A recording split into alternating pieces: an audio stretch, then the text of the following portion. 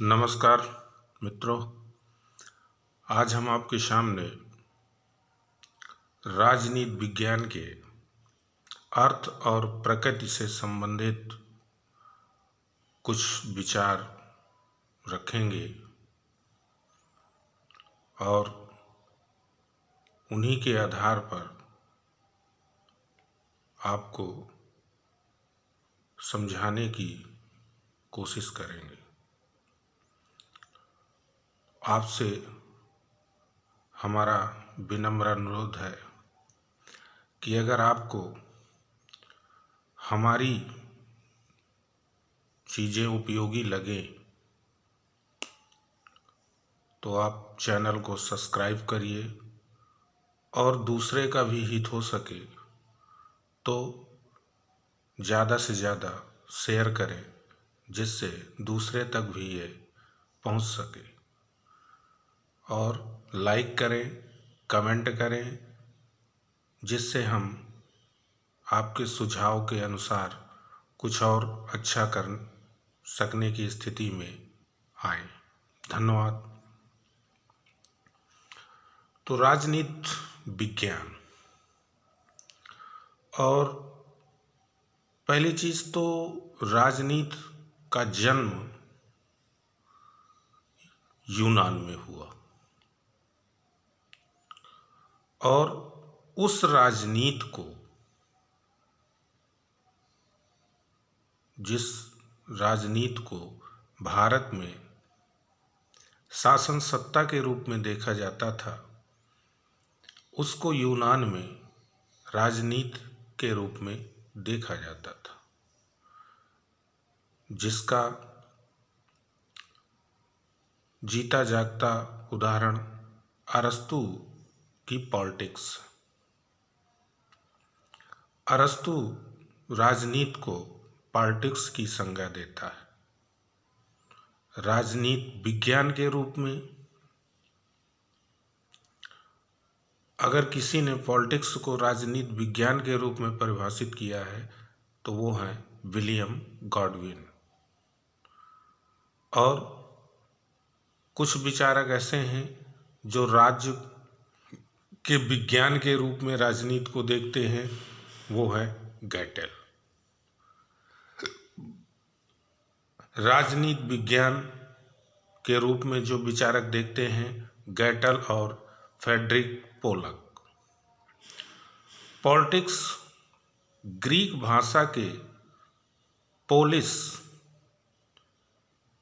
Police का अर्थ होता है नगर राज्य, और पॉलिटी का अर्थ होता है शासन। पैलिटिया का अर्थ होता है संविधान। इनसे मिलकर बना है। सत्ता का पर्यायवाची मानने वाला विचारक हाब्स है। सकारात्मकवाद के रूप में राजनीति को विस्तारित करने वाला ऑगस्ट काम्टे है। वहीं पर जेलिनेक, बिलोबी तथा पोलक राजनीति के सैद्धांतिक या शास्त्रीय और व्यवहारिक या क्रियात्मक आयामों में भेदक रेखा खींचते हैं। मतलब राजनीति का जो सैद्धांतिक है पक्ष और व्यवहारिक पक्ष, यानी राजनीति में दो पक्ष हैं, एक है सैद्धांतिक और एक है व्यवहारिक। तो ये विचारक जेलिनेक, बिलोबी तथा पोलक उनमें भेदक, यानी राजनीति का सिद्धांत पक्ष अलग है और व्यवहार पक्ष अलग है। इन दोनों में विभाजन की रेखा खींचते हैं। जेलिनेक कहते हैं, ऐसा कोई अन्य विज्ञान नहीं है जिसे अच्छी शब्दावली की उतनी आवश्यकता है जितनी राजनीति विज्ञान को।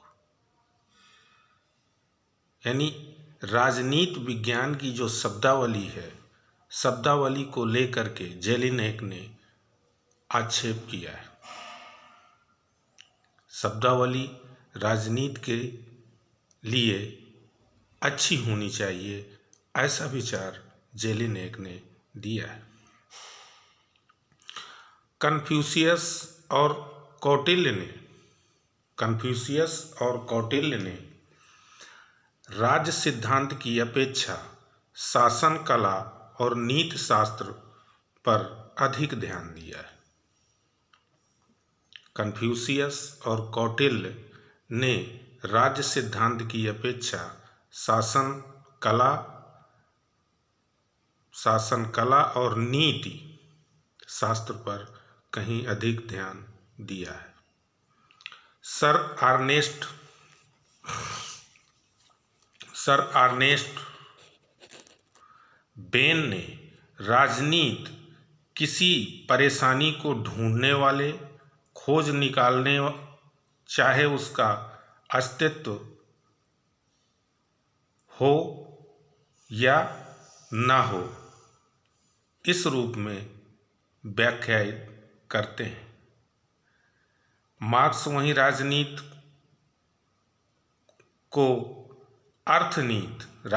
को घनीभूत अर्थनीति के रूप में व्याख्यायित करता है। यानी वो राजनीति को अर्थनीति से जुड़ी हुई संरचना मानता है। पॉल जेनेट राजनीति विज्ञान समाज विज्ञान का वह अंग है जो राज्य के मूल आधारों और शासन के सिद्धांत की व्याख्या करते हैं। वहीं J.H. हैलोवेल ने जो विचार रखा वो ये है कि राजनीतिक दर्शन की दिलचस्पी इसमें नहीं है कि तत्व कैसे घटित होते हैं, जितनी इसमें है कि क्या घटित होते हैं और क्यों घटित होते हैं। यानी राजनीति दर्शन का जो सार है, जो राजनीति दर्शन है, तो ये हमें बताने की कोशिश नहीं करता कि ये तत्व जो इसमें घटनाएं घटती हैं ये कैसे घटती हैं, बल्कि ये बताने की कोशिश करता है कि क्या घटित होते हैं और क्यों घटित होते हैं। राजनीति सत्ता का मुख्य आधार हिंसा, बल प्रयोग और शक्ति का संचय है। इस विचार को आधुनिक युग में अगर किसी ने राजनीति के साथ जोड़ने का प्रयास किया है तो सबसे पहले मैकियावेली और फिर इसके बाद हॉब्स और मैक्स वेबर, जिन्होंने शक्ति को सत्ता के साथ जोड़कर राजनीति को शक्ति का संचय, यानी सत्ता के लिए शक्ति संचय आवश्यक है, ये विचार मैकियावेली और हॉब्स और मैक्स वेबर के विचारों में सबसे पहले आया। मैक्स वेबर क्या कहते हैं? किसी समुदाय को सबसे पहले किसी समुदाय को राजनीति तभी कहा जा सकता है, किसी समुदाय को राजनीतिक तभी कहा जा सकता है जब वह एक निर्धारित निश्चित प्रदेश में अपने प्रशासकीय अधिकारियों द्वारा बल प्रयोग करके या उसकी धमकी द्वारा अपनी आज्ञाओं का पालन कराता है। मैक्स वेबर के अनुसार हम कोई भी ऐसा समुदाय जो समुदाय हो और उसका प्रदेश निश्चित हो, यानी मैक्स वेबर के अनुसार मैक्स वेबर ये मानता है कि राजनीति वहीं हो सकती है जहां कोई समुदाय हो, और समुदाय कहाँ हो? निश्चित प्रदेश में, और प्रशासकीय जो शासन करने वाले अधिकारी होते हैं वो कैसे हों? जो बल प्रयोग करते हों, और बल प्रयोग स्वेच्छा से पालन नहीं कराया गया।